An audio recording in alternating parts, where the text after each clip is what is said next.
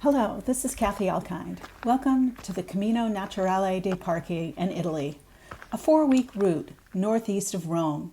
My husband Jim and I walked the last 2 weeks of it in October of 2022.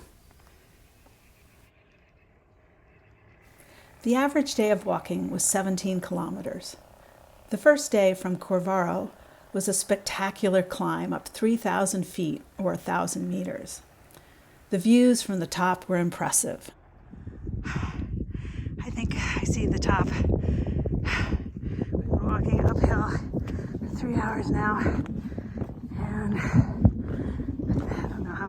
And there's looking down into the town where we slept last night, and had a delicious breakfast in a bed and breakfast run by a wonderful woman, and her mother-in-law made us the best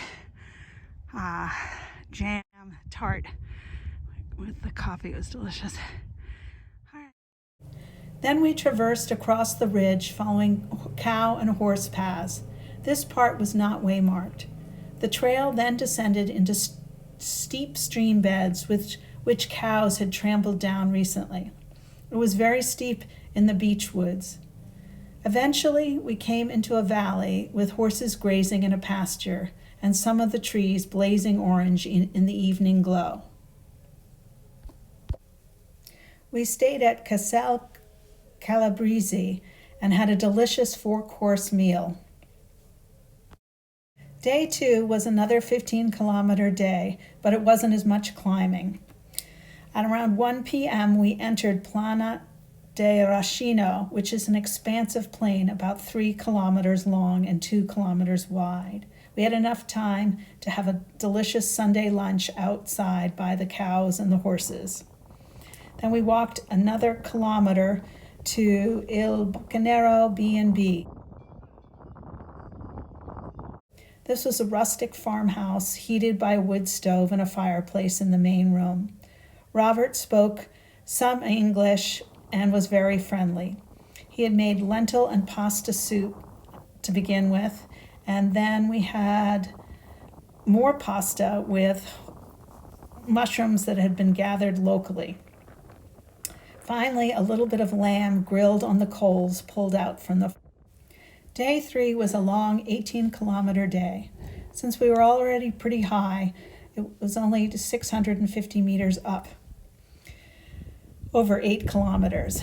There was a spectacular 360-degree view of the mountains all around. Then it was down steeply 800 meters to open meadow, and then beech forest to a small town, Rocco dei Fondi.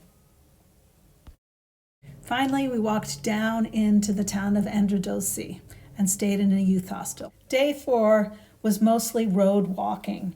If I were going to skip a day, this is one of the days I would just take the bus. Day 5, we took the day off and enjoyed walking through the town of Posta. And in the afternoon, we watched the owner of the bed and breakfast do some cooking in her kitchen, and it was a lot of fun to watch. Day 6 was again a mostly road walking day, but it was beautiful countryside, and the last part of the day was up and over a ridge. We had to leapfrog up to Accumuli because the place that we were going to stay was full. And so then we decided to take a day and backtrack, which was absolutely worth it. Spectacular scenery up above where we were staying in Accumuli. Just absolutely beautiful day, seeing horses and cows with a tremendous view, and we found lots of mushrooms. Day 8, we walked through 3 villages that had been destroyed by the earthquake, and we felt compassion for the families that had lost so much. Also, the trail was very overgrown in places, and it was a difficult day. Day 9, the trail leads down to Campoposto, but there was no place to stay there, so we took a different trail down to the other side of Lake de Campoposto.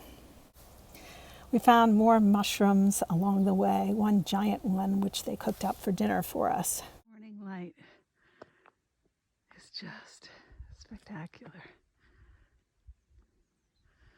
We got going early today because we have a double doing sort of, well, it's more like 1.5 days.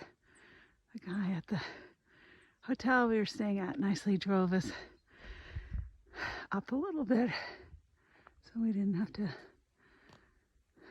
do such a long day. This was the most beautiful valley that we had been in on the whole trip. We contoured around the ridge, and instead of contouring all the way around the ridge, we ended up climbing steeply up one area to get on top of the ridge. And it looks beautiful now, but the clouds were coming in. This is up on top of the ridge, and you can see the clouds, and then we contoured about 6 kilometers to the next town. On the last day, we said goodbye to the small village of San Pedro de Lenca and headed into the town of L'Aquila. L'Aquila is known for its fountain of 99 water spouts. And its fountain at night that's lit up, called Fountain Luminous, built in 1934. I would recommend this trail to people who are comfortable bushwhacking and who are comfortable doing the homework to find places to stay, which can be difficult, and you must be flexible.